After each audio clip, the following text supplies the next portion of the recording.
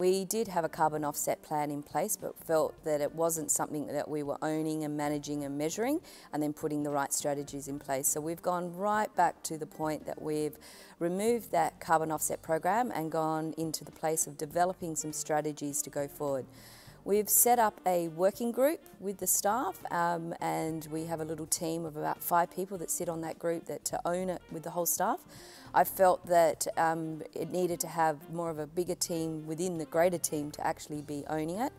They have had a couple meetings and they've set up some short-term, medium-term and long-term strategies where to go forward. They were very concerned that there was so many things that we could do, so the idea was to break it down into some quick wins, some medium-term wins and some longer-term things that we could put some money to and resources to have a bigger outcome.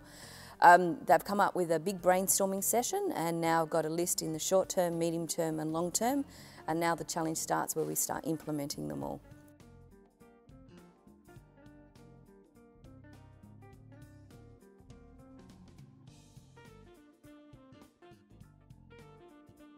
I'm leading up the green team, so I am sort of in charge of bringing everybody together, setting the agenda and going through what we want to achieve throughout that. So just sort of, bringing everyone together to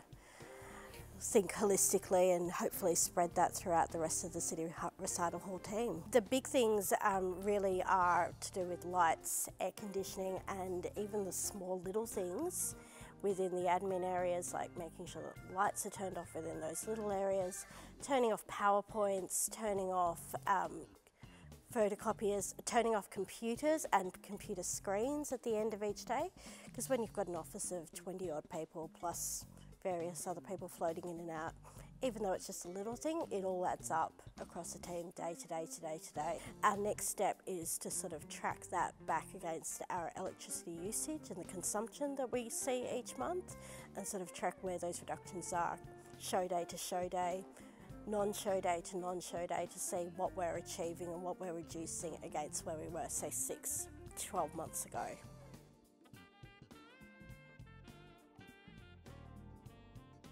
Once we have got internally in our office area some of the basics sorted, we definitely will be engaging the wider public and looking at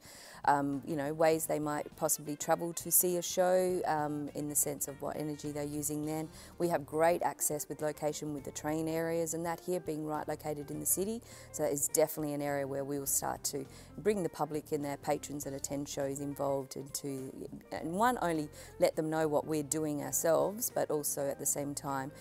make us a green venue all around from even point of how people access. Another simple little thing that we're going to that will affect our patrons in January, we're moving to printed home ticketing, so we're not printing every ticket out. So that's a really simple thing that our patrons will be able to easily see that we're actually taking on board in a sustainable way to make us more green friendly.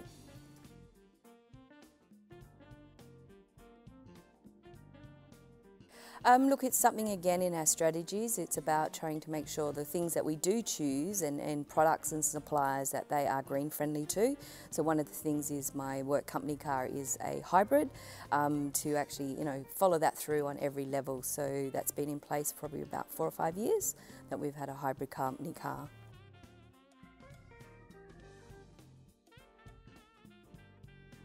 Yeah, look, at the moment when we're working with our companies, we haven't put a lot of things in place because we felt that we needed to get our own backyard sorted first to make sure that we had some basic things internally in the building with recycling and even how they're conducting their performances in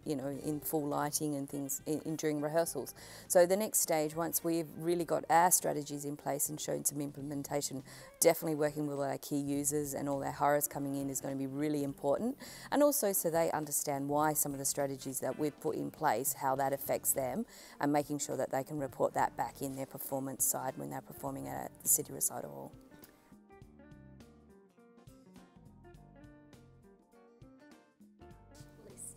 Oh look, I think the top item is to move to more energy efficient house lights. We're a 1,238 seat auditorium. It's a large building across 3 levels in the auditorium, and moving to energy efficient house lights will have a massive effect on our electricity bill, but also on our energy savings.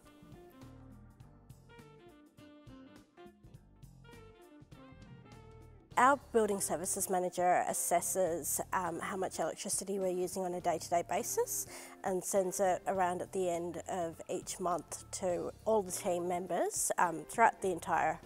team, not just the green team, so that we can see how much electricity is being used on a show day, a non-show day, an extremely long show day, so that we can sort of track that across the different uses of the venue and how much of an impact that is having. It's quite interesting to see how much electricity is used even on just a non-show day, a regular admin day. There's still quite a lot going in and out, so it's really important that we realise that it's not just the shows that